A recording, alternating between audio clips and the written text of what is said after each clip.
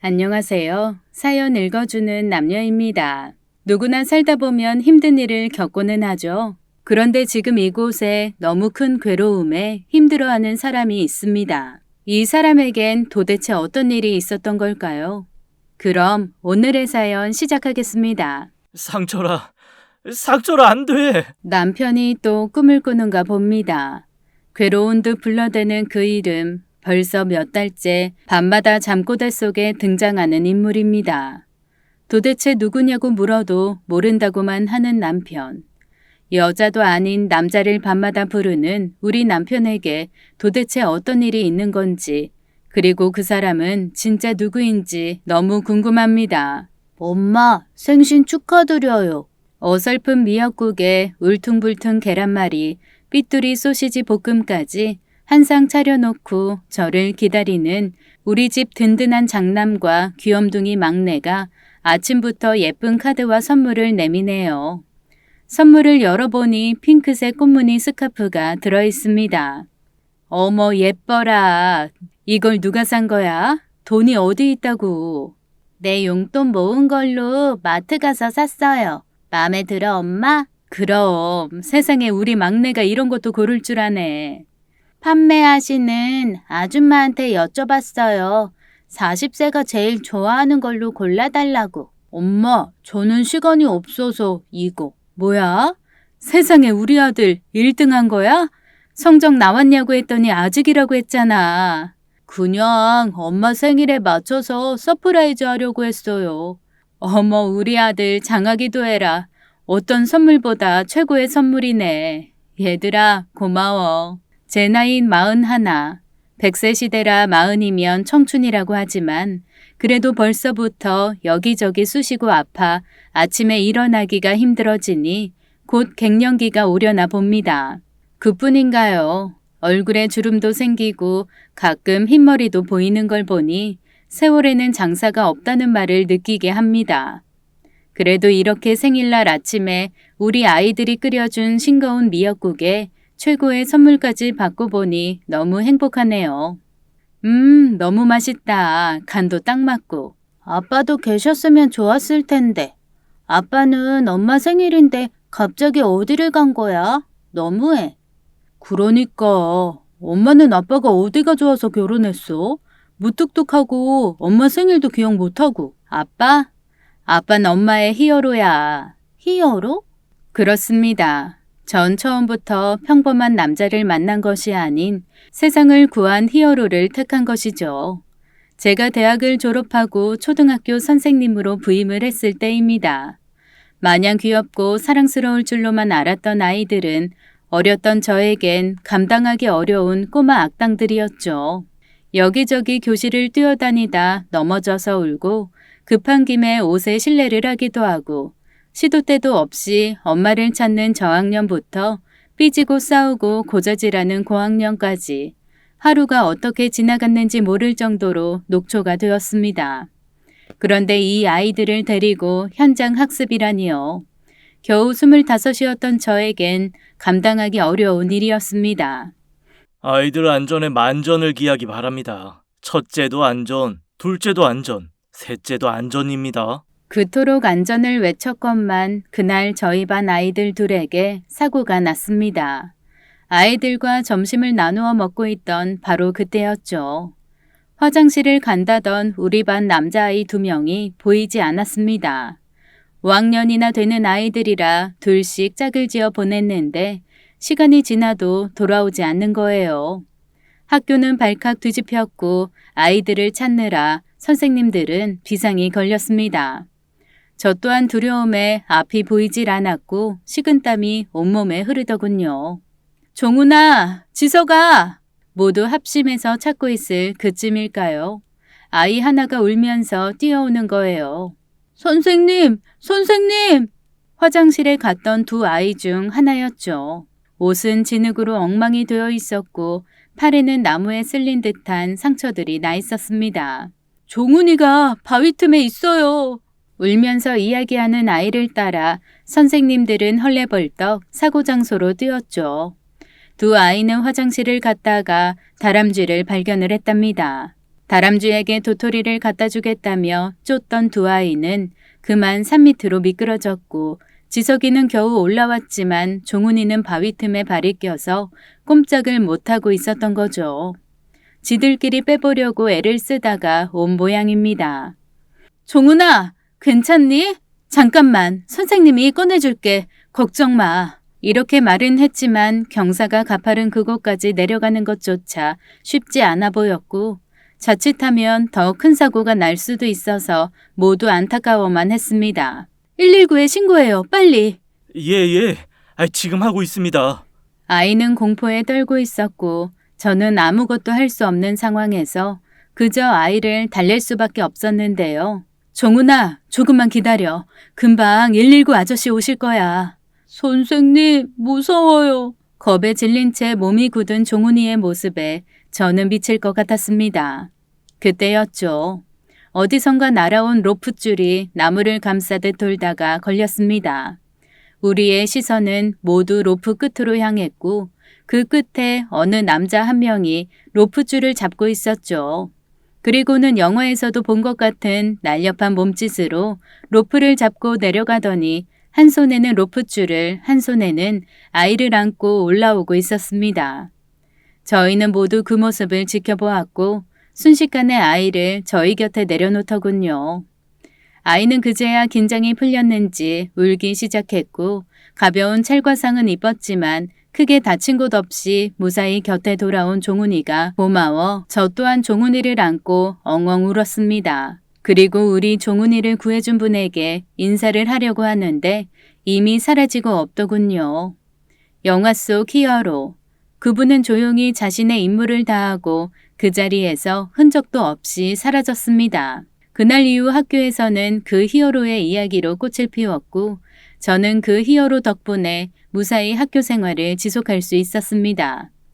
눈치채셨죠? 바로 그 사람이 제 남편입니다. 그런데 어떻게 다시 만났냐고요? 몇 달 후 나간 소개팅 자리에 나와 있더라고요. 참 인연이라는 게 무섭죠. 저는 만나는 순간 생각했습니다. 그래, 이 사람이야.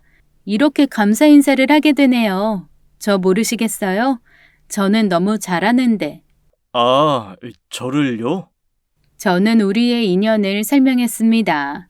쑥스러운 듯 머리만 긁적이던 그 사람은 물만 들이키더군요. 그렇게 멋있게 나타나 사람을 구하는 영웅이지만 막상 만나보니 무뚝뚝하고 내성적인 남자였습니다. 오히려 저의 적극적인 대시로 만남을 지속했고 저는 결혼까지 하게 되었죠. 그러나 항상 제 곁에서 절 지켜줄 것 같았던 히어로는 내가 필요할 때는 없었습니다. 안 와요? 곧 나오는데. 미안. 내가 지금 급한 일이 생겨서. 큰아이가 유치원에서 발표회를 한다는데 남편은 오질 않았습니다. 다른 아이들은 아빠가 와서 사진도 찍어주고 바쁘게 뛰어다니는데 저는 혼자서 둘째 잡으러 다니느라 애 사진 한 장 제대로 못 찍었죠.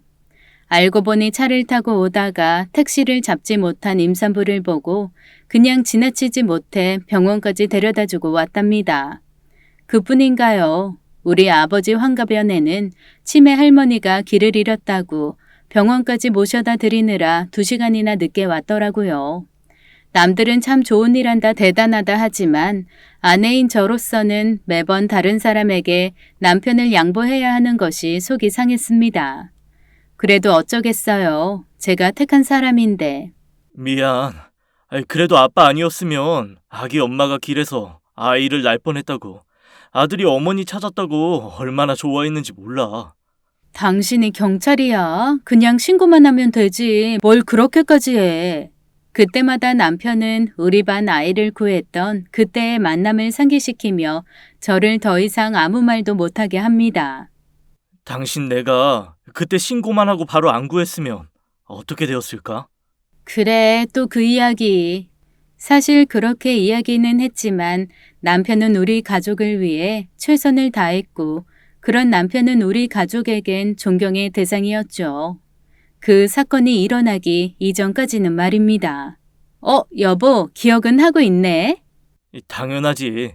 오늘 저녁엔 우리 네 식구 외식하자. 당신 좋아하는 돼지갈비 사줄게.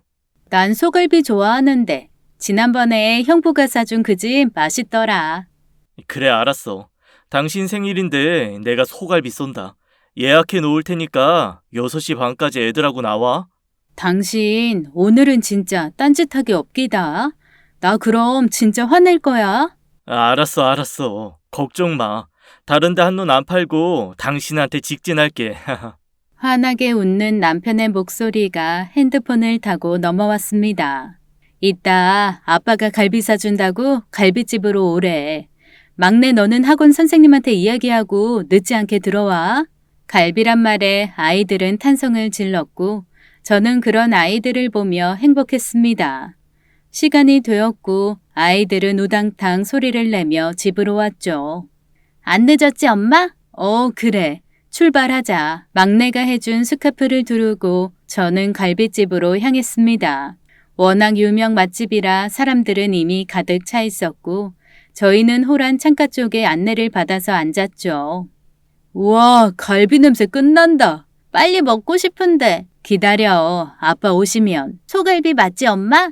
아이들이 하도 흥분을 하고 소리를 치는 바람에 부끄러울 정도였습니다. 그도 그럴 것이 우리 아이들은 소갈비 맛을 본 적이 몇 번 없거든요. 둘이 열심히 벌어서 집 한 칸 마련하겠다는 목표가 있다 보니 소갈비는 꿈도 못 꿀 이야기였습니다. 다른 때 같으면 저도 비싸다고 하겠지만 지난번 언니 생일에 형부가 가족 모두에게 한턱 내는 걸 보고 부러워서 오늘은 저도 자랑거리 만들어 보는 거죠. 그렇게 고기 굽는 냄새만 맡으며 기다리고 있었지만 남편은 오질 않았습니다. 그때 홀 한쪽에 켜두었던 TV에서 속보가 떴죠. 긴급 속보입니다. 현재 신영시장에서 큰 불이 발생했습니다. 빠른 속도로 불이 번져가고 있는데요. 소방차들이 속속 도착하며 진화 작업에 나서고 있습니다. 신영시장이라면 남편이 근무하는 근무지입니다. 아참 우리 남편이요. 소방 공무원입니다. 오지랖 넓은 우리 남편에게 딱 맞는 직업이죠. 오늘도 저녁 외식은 못할 듯 싶네요. 외식이 문제인가요? 태풍급 바람으로 불이 잡히지 않아 소방관들이 고생을 하고 있다고 했습니다. 1년에도 몇 번씩 출동을 하는 남편이건만 TV 속 상황은 많이 안 좋아 보이더군요. 저는 아이들과 갈비탕 한 그릇씩을 먹고 집으로 들어가서 뉴스를 지켜봤습니다. 아무리 소방관이라도 걱정이 되긴 마찬가지입니다. 예, 홍서방 출동한 거 맞지? 언니, 관할구역이잖아. 걱정이 된 친정 식구들이 전화로 위로를 하더군요. 소방관의 가족들은 늘 겪는 일입니다. 쉽게 진화될 줄 알았던 불은 바람 때문인지 시간이 걸렸고 그렇게 밤이 되어가고 있을 때 다시 속보가 떴습니다. 현재 노후된 시장 건물이 무너져 진화 작업 중이던 소방관 3명이 잔해 더미 속에 깔렸다는 소식입니다. 그 순간 심장이 내려앉을 것 같았죠. 그래, 내 남편은 아닐 거야. 얼마나 빠른데. 그러나 참을 수가 없어 현장으로 달려갔죠. 불은 어느 정도 진화가 되어 있었고 처참하리만큼 무너져 있는 현장의 모습에 발이 떨어지질 않았습니다. 매캐한 연기가 코를 찔러 눈물이 앞을 가렸습니다. 건물 앞 안전 바리게이트가 설치되어 꽤 먼 지점에도 이렇게 고통스러운데 그 안에서 작업을 하는 남편은 어떨까? 처음으로 느끼는 남편의 현장이었죠. 형수님, 어떻게 여기까지? 저 남편은 어디 있어요? 그게 지금 수색 중에 있습니다. 그랬습니다.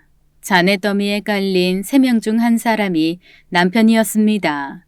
내 생일이라고 꽃까지 준비했다는 남편은 출발하기 10분 전 출동벨이 울리자 한치의 망설임도 없이 현장으로 뛰어갔다고 합니다. 죄송합니다, 형수님. 전 할 말이 없었습니다. 남편이 저 참혹한 잔해 안에 있다니요. 뉴스에서 가끔 폭발한 건물 잔해를 본 적이 있지만 워낙 노후된 건물이라 종이처럼 구겨져 내려앉아 있더군요. 아닐 거야. 우리 남편은 히어로니까 절대 죽지 않아. 저는 그곳에서 남편이 구출되는 것을 보기 위해 새벽까지 뜬 눈으로 밤을 새웠습니다. 저 형수님, 들어가서 좀 쉬십시오. 이러다 큰일 나세요. 선배님, 꼭 나오실 겁니다. 괜찮아요.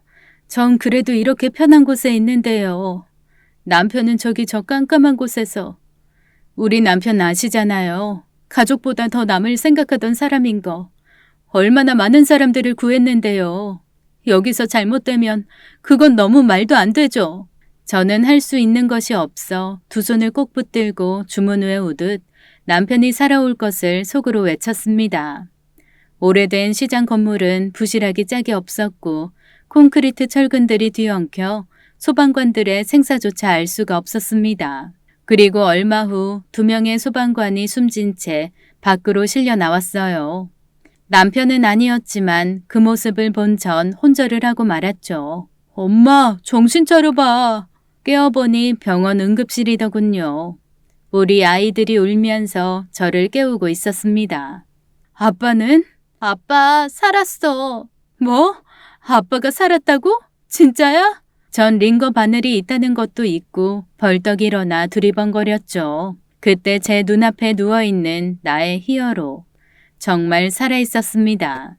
여보, 여보, 여보. 저는 남편의 품에 안겨 울었고 남편은 나지막한 목소리로 이야기를 하더군요. 여보, 생일 축하가 늦었네. 남편은 그 어려운 상황 속에서도 살아남은 진정한 영웅입니다. 남편은 그렇게 저에게 또 한 번의 기적을 선물했죠. 저는 신에게 남편을 살려달라고 외치면서 감히 거래를 했습니다. 남편 목숨만 살려주세요. 그럼 집 없어도 되고 남편이 집안일 모른 척해도 무조건 감사하며 살겠습니다. 소방관 남편의 직업이 존경스러우면서도 한편으로는 결혼 15년인데도 내 집 한 칸 없이 전세로 살아가는 것이 짜증이 나기도 해서 툴툴거린 적도 많았거든요. 이제는 남편이 어떤 일을 하던지 그냥 묵묵히 내조하면서 살기로 했습니다. 그렇게 다시 우리 가족은 일상으로 돌아왔죠. 그런데 그 사고가 난 후 남편은 달라지기 시작했습니다. 상철아, 안 돼! 안 된다고! 남편이 또 꿈을 꾸는 모양입니다. 괴로운 표정으로 누군가의 이름을 부르며 잠꼬대를 하더군요. 상철이? 상철이가 누구지? 여보, 당신 상철이라는 사람 알아요? 왜? 아니, 당신 꿈꾸면서 어찌나 부르던지. 그랬어? 모르는 이름인데.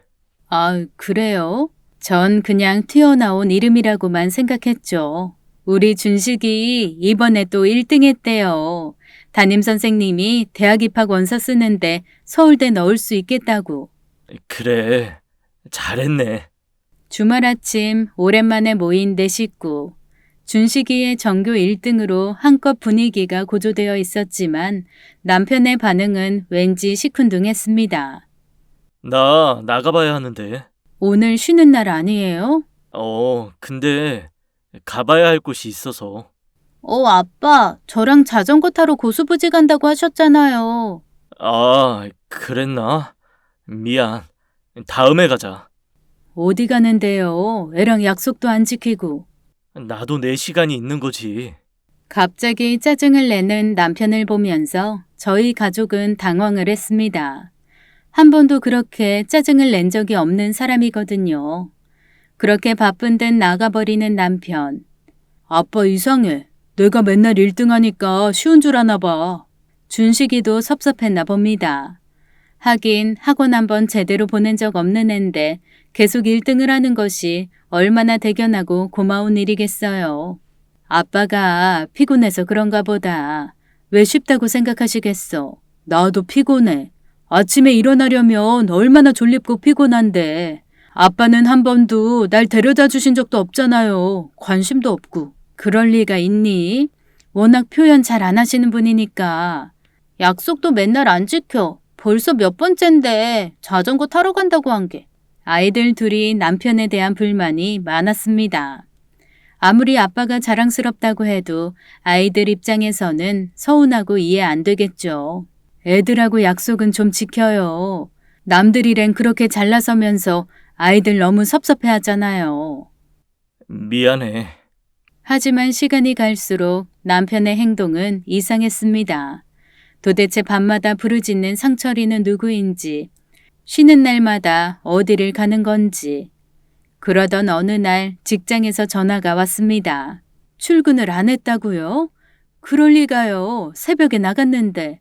지각 한 번 안 한 남편이 오전이 지나도록 출근하지 않았다고 합니다. 전화를 해보았지만 핸드폰도 꺼져 있었어요. 그럴 때도 있는 거지. 네 남편 너무 FM이잖아.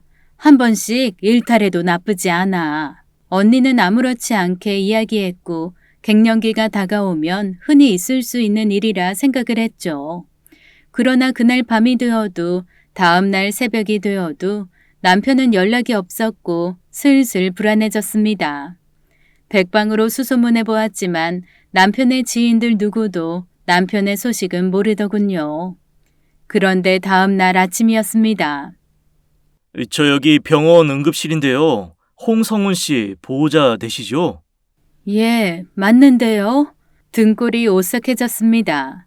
남편이 을왕리 모텔에서 번개탄을 피워놓고 자살을 시도했다고 했습니다. 다행히 밖으로 나온 연기의 놀란 주인이 신고를 했고 신고를 받은 구급대를 통해 남편은 생명을 구했다고 합니다. 여보. 남편은 아무 말도 하지 않았습니다. 남편은 사고 이후 정신적 트라우마로 괴로워했다고 합니다. 정신과도 찾아보고 상담도 해보았지만 자신 앞에서 불에 타고 고통스러워하는 사람들을 보아야 했던 남편의 우울증과 불안장애는 심해졌고 결국 견디지 못하고 죽음을 선택했던 거죠. 그렇다고 가족을 두고 죽어? 당신이 그러고도 가장이고 내 남편이냐? 저는 너무 화가 나서 견딜 수가 없었고 남편은 그런 저에게 아무 이야기도 안 하고 눈물만 흘리고 있더군요. 소방관들에게 흔히 있는 트라우마입니다. 사람이 죽어가는 것을 지켜봐야 하고 자신이 살리지 못했다는 죄책감에 사로잡혀 자살을 택하는 경우도 있습니다. 이때 가장 필요한 것이 가족들의 응원과 믿음입니다. 그랬습니다. 힘든지는 알았지만 이렇게까지 힘들 거라고는 상상도 못했으니까요. 아내인 저조차 이해를 못하는데 남들은 오죽할까요? 남편은 1년간 휴직을 했습니다. 저도 아이들도 아빠에게 힘을 주기 위해 무던히 애를 썼죠. 남편도 그런 우리들의 관심에 조금씩 나아지는 것 같았고요. 그러나 상철이에 대한 외침은 나아지질 않았고 그럴 때마다 남편은 식은땀을 흘리며 꿈에서 깨어났죠. 그렇게 시간이 흐르던 어느 날이었죠. 여보, 아버지 올라오신대요. 그래? 언제? 내일 아침차로 오신다네. 아버지 터미널로 모시러 가줘요. 언니네 지금 여행 중이잖아. 노인네 또 바리바리 농사진 거 들고 오시나 봐. 당연히 내가 해야지. 흔쾌히 대답을 해주는 남편. 아버지는 김천에서 혼자 사십니다. 워낙 부지런한 분이라 지금도 새벽부터 논농사에 과수원까지 하면서 수확이 되면 직접 가지고 오셔서 언니네 집과 제 집에 나눠주십니다. 제가 일을 하다 보니 한번 내려가 뵙지도 못해 죄송해하면 나도 이래야 서울 구경 한번 하지. 하며 껄껄 웃으시는 아버지십니다. 저는 불이 나게 장을 보러 갔습니다. 아버지 좋아하시는 생선도 사고 오랜만에 갈비찜도 해드리려고요. 그리고 무엇보다 스태미너에 좋다는 장어도 좀 구우려고 합니다. 아버지 기력도 회복하시고 사고로 몸이 많이 허해진 남편에게도 주려고요. 그렇게 장을 보고 카트를 끌고 돌아다니는 제 눈에 들어온 남편. 저는 처음엔 공무상 왔나 했습니다. 가끔 소방법 체크하느라 외근을 나갈 때도 있거든요. 그런데 카트를 끌고 물건을 담는 모습을 보고 놀랐습니다. 저 사람이 왜 여길? 그리고 곧 카트 앞쪽에 태운 아이를 보았죠. 5살 남짓해 보이는 남자아이였습니다. 지금까지 우리 아이들에게도 보이지 않았던 다정한 미소로 아이와 눈을 맞추며 장을 보고 있는 거예요. 저는 이 상황을 어떻게 해야 하는지 잠시 몸이 굳었습니다. 카트에는 아이가 좋아할 만한 과자며 장난감까지 가득했습니다. 그리고 잠시 후 아이가 누군가를 보고 손을 내밀었습니다. 엄마! 겨우 30이 넘었을까. 단아한 모습의 아이의 엄마가 다가오더군요. 그리고 남편에게 수줍은 듯 미소를 짓고 남편 또한 그 여자에게 다정하게 화답을 했습니다. 저는 이 상황에 어찌해야 할지 몰랐습니다. 분명 우리 아이들과 자전거 약속도 안 지키고 가봐야 할 급하고 중요한 일이라 생각했습니다. 저는 더 이상 다리가 움직이질 않았죠. 오히려 마주칠까 숨어버린 저. 그들은 누가 봐도 가족과 같아 보였습니다. 곧 세 사람은 계산을 했고 남편이 자신의 카드를 내미는 것을 보았습니다. 그래, 남을 위해서라면 뭐든 못 도와주고는 못 견디는 사람이니까 이유가 있을 거야. 그렇다고 다른 가족과 장을 보러 마트를 오고 자신이 그걸 계산하는 건. 저는 이렇게 저렇게 남편을 변호해 보려고 노력했지만 앞뒤가 안 맞는 상황에 의심이 커져가더군요.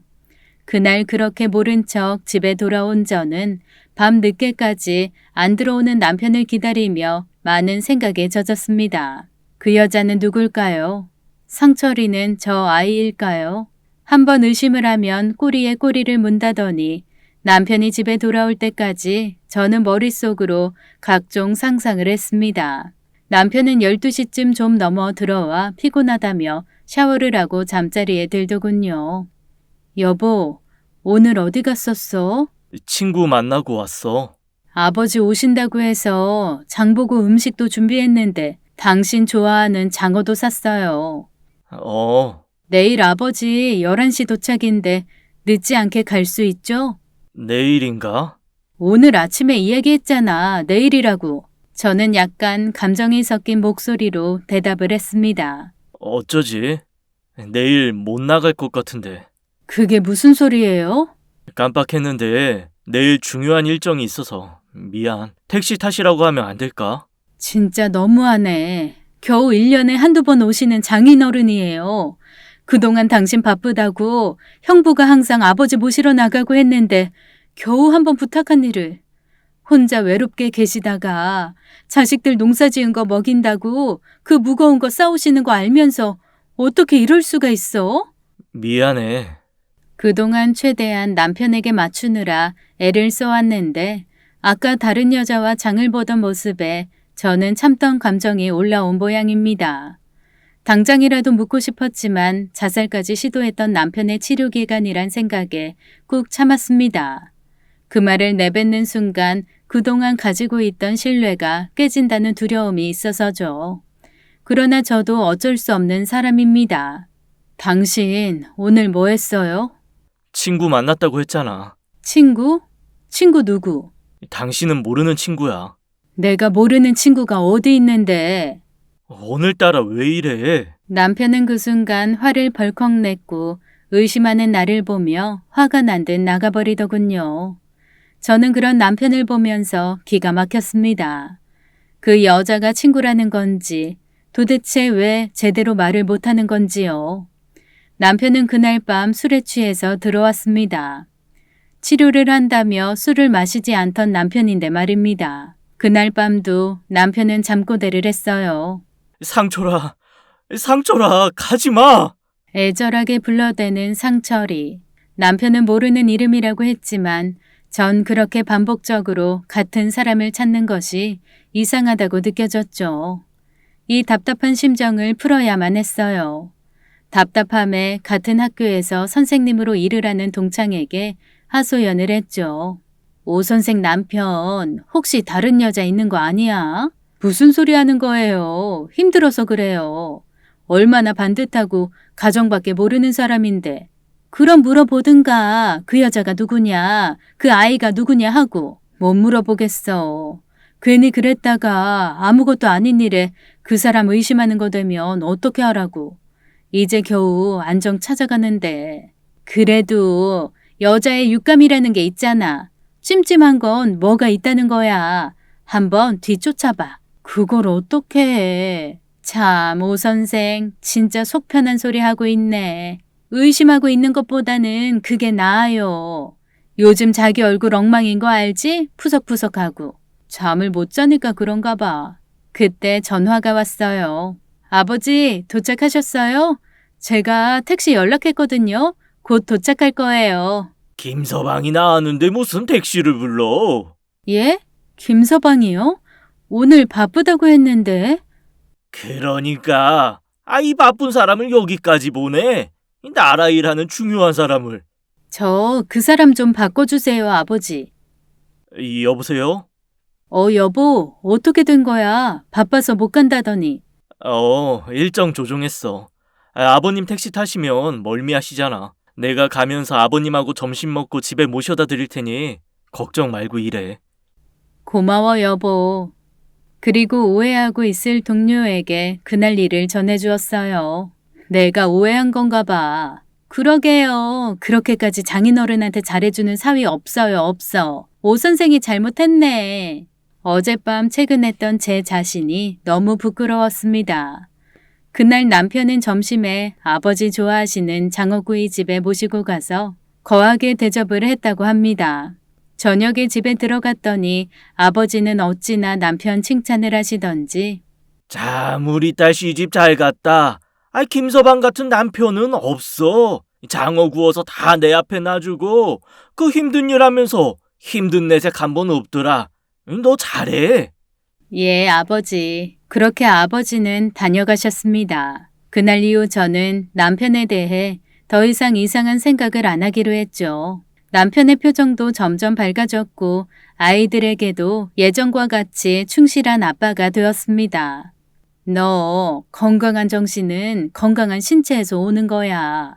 이 기회에 남편 보약이나 지어주든가. 맞아. 내가 잘 가는 한의원에서 만든 공진당이라는 게 있는데 그거 환절기마다 먹이니까 확실히 달라.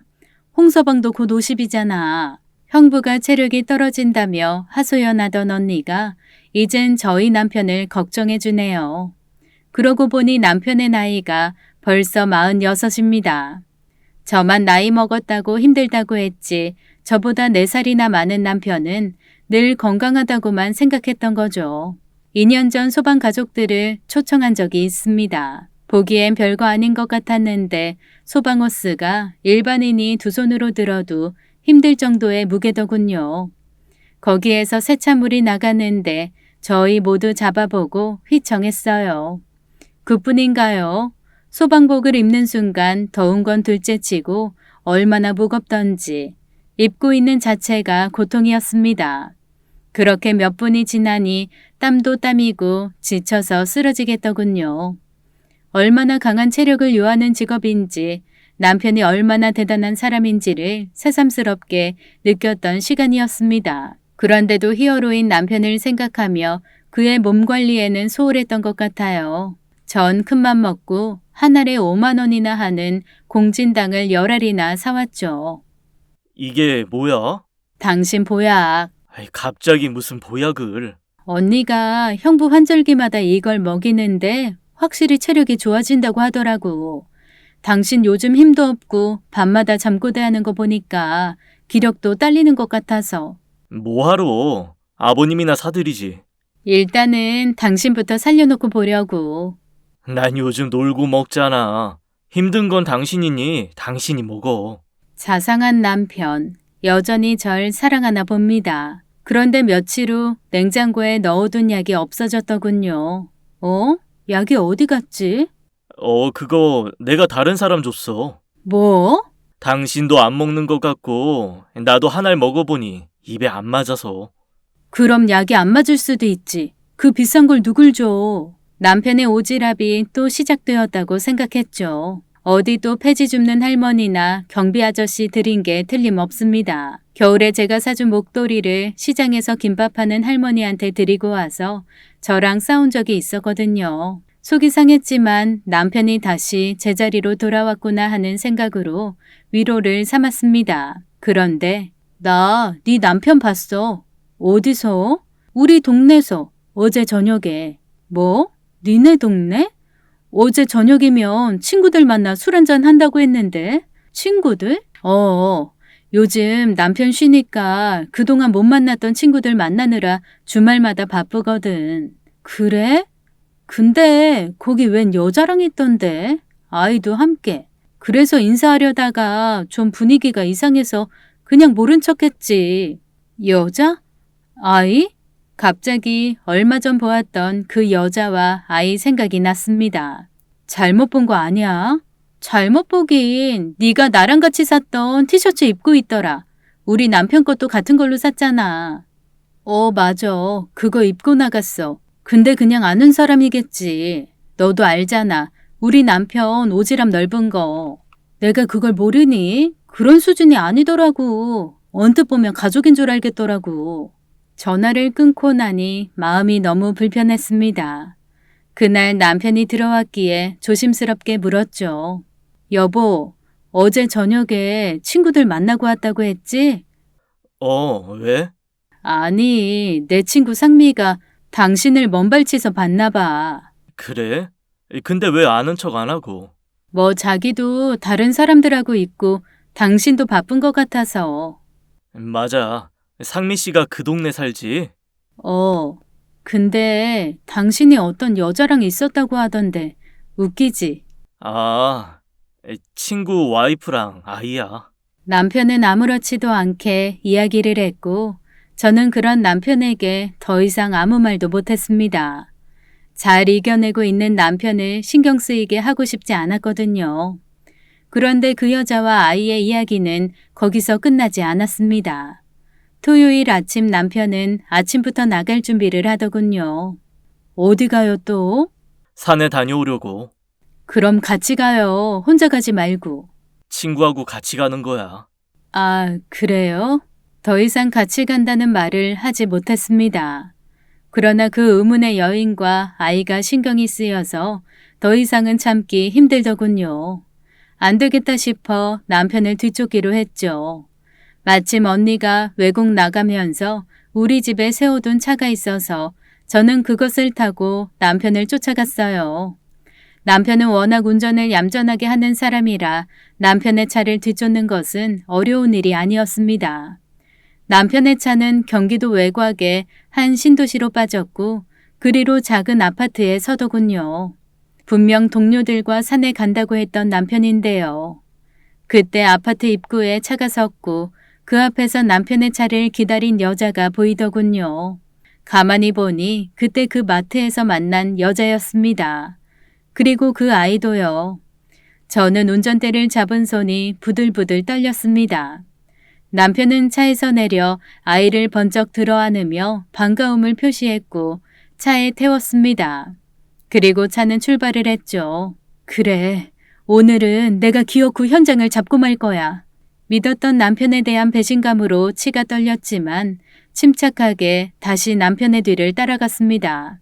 그리고 잠시 후 남편의 차는 다시 고속도로를 탔죠. 서울로 다시 향하더군요. 벌벌 떨렸지만 최대한 침착하려고 했었고 그들은 고속도로 휴게소에 섰습니다. 그리고 그곳에서 아이와 핫도그를 사서 먹는 남편의 모습은 너무나 행복해 보였습니다. 저는 도저히 참을 수가 없어서 뛰어갔어요. 그리고 남편 앞에 섰죠. 여보! 저는 증오하듯 남편을 쏘아보았고 남편은 그런 저를 보며 놀란 듯 입을 못 다물었습니다. 어떻게 여길? 지금 뭐 하는 거야 여기서? 직장 동료들하고 산행 간다며. 그래서 나 못 데리고 간다고 했잖아. 그런데 여기서 도대체 뭘 하고 있는 거냐고. 그때 화장실에서 나오는 여자는 저를 보고 놀란 듯 하더군요. 저 여자가 직장 동료야? 당신 뭐예요? 왜 동료들이랑 산행 간다던 우리 남편이랑 여기서 이러고 있는지 설명해 볼래요? 여보, 그런 거 아니야. 오해하실만 해요. 죄송합니다, 사모님. 뭐요? 사모님? 무슨 오해? 내가 지난번에도 마트에서 아이랑 셋이서 장 보는 것도 봤는데 무슨 오해를 해요? 여보, 나랑 따로 이야기해. 아이 놀라잖아. 당신은 아이 놀라는 건 걱정되고 당신 아내가 어떨지는 걱정 안 되니?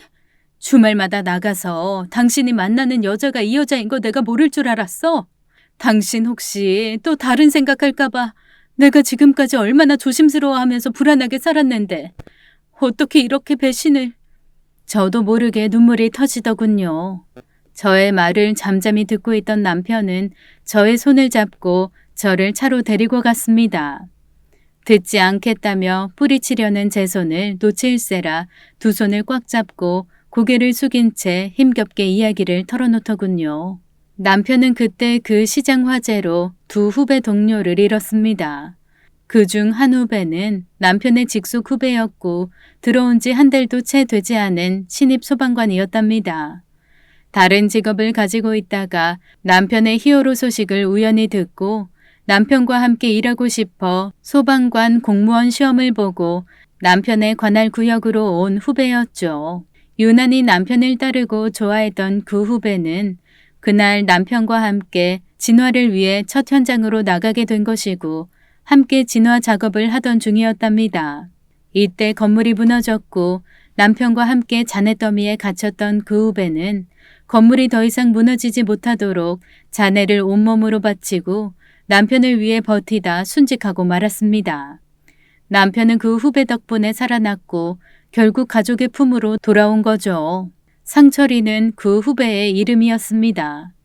제가 상철이란 이름을 몰랐던 건 남편과 같이 일한 지 얼마 안 됐던 데에다가 장례식장에서는 호적상에 다른 이름으로 기재되어 있는 것을 보았기 때문이었어요. 남편은 꿈속에서 그렇게 그 후배의 이름을 불러댄 거죠. 그리고 그 이후 죄책감으로 남편은 괴로워했고 후배의 가족에게 사죄를 하러 가기로 했습니다. 우리 아빠 어디 있어요? 우리 아빠도 소방관인데. 소방차 장난감을 꼭 쥔 채 아빠를 찾는 아이의 모습에 남편은 무너져 내렸고 그 이후 아이를 위해 주말이면 시간을 내서 함께 놀아줬다고 합니다.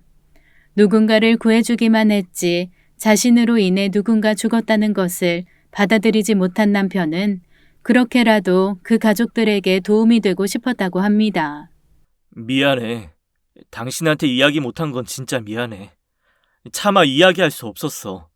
나 때문에 누군가 죽었다는 이야기를 차마 못하겠더라고. 저는 죄인처럼 고개를 숙인 채 눈물을 보이고 있는 남편을 보면서 미안했습니다. 그걸 왜 혼자 떠안고 있었어? 내가 미안해 여보. 당신을 믿지도 못하고 이렇게 의심하고 따라와서. 저는 너무 부끄러웠고 짐을 지면서 괴로워했을 남편을 보며 가슴이 미어졌습니다. 그날은 후배의 생일이었고 후배가 묻혀있는 대전국립현충원에 함께 인사를 가기로 한 것이랍니다. 여보, 이 친구가 상철이야. 못난 선배 구하려다가 먼저 가버린 자랑스러운 내 후배 상철이야. 저는 그날 함께 상철 씨에게 갔습니다. 그리고 흐느끼는 남편을 지나쳐 상철 씨가 묻혀있는 앞에서 무릎을 꿇고 인사를 했죠. 상철 씨, 우리 남편 살려줘서 고마워요. 그리고 미안해요. 우리가 평생 사랑하는 아내와 아들에게 가족이 되어줄게요. 그러니 용서하시고 편히 쉬세요. 남편이 그동안 힘들었을 생각을 하니 저는 너무 미안했습니다. 우리는 아무렇지도 않게 불이 나면 119를 부르고 조금이라도 진화 작업이 늦어지면 소방관들 탓을 합니다. 그러나 그들은 그 화염 속에서 자기 목숨을 내놓고 불을 끄고 인명을 구합니다. 저는 목숨을 걸고 누군가를 위해 살아본 적이 있을까요? 그 이후 우리는 상철 씨 가족이 있는 곁으로 이사를 갔습니다. 우리 아이들은 상철 씨의 아이를 동생처럼 잘 놀아주었고 저는 상철 씨 아내를 위해 김치도 담궈주고 같이 밥도 해먹이며 친자매처럼 지낸답니다. 너무하는 거 아니니? 넌 네 친언니 두고 맨날 그 가짜 동생만 챙기니? 언니는 그렇게 말하지만 예쁜 옷을 사면 우리 막내 동생 것까지 챙겨온답니다. 나쁜 생각까지 했던 우리 남편은 이제 병원 치료 잘 받으며 복직할 날을 기다리고 있어요. 죄책감에서 조금씩 벗어나며 상철 씨 목까지 열심히 뛰어야 한다고 운동 중이랍니다. 아무도 알아주지 않는데 묵묵히 오늘도 현장으로 달려가는 소방관. 그분들이 원하는 건 단지 분초를 다투는 시간에 빠르게 도착할 수 있도록 차량들이 양보해 주는 것 하나라고 합니다. 그리고 가끔 좁은 골목에 길을 막고 주차해 있는 분들 때문에 진입하지 못하는 안타까운 상황. 뉴스에서 보시죠? 소방도로에 차 세우지 말아주시고 얼른 뺄 수 있도록 연락처 꼭 남겨주세요. 오늘도 저는 우리들의 히어로를 위해 기도하고 응원합니다. 오늘의 이야기 너무 감동적이었네요. 가족들에게조차 자신의 괴로움을 털어놓지 못한 히어로, 바로 소방관 남편이었네요. 안타까운 현장에서의 일이 평생의 트라우마로 남으셨을 것 같아서 안타까운 마음입니다. 이 이야기는 비단 사연자 남편분만의 이야기는 아닐 것 같네요. 이 세상 모든 소방관들이 겪는 일일 겁니다. 보이지 않는 곳에서 목숨을 걸고 타인을 돕는 이 세상 모든 소방관분들께 감사하다는 인사 전하고 싶네요. 정말 감사합니다. 오늘의 이야기는 여기까지입니다.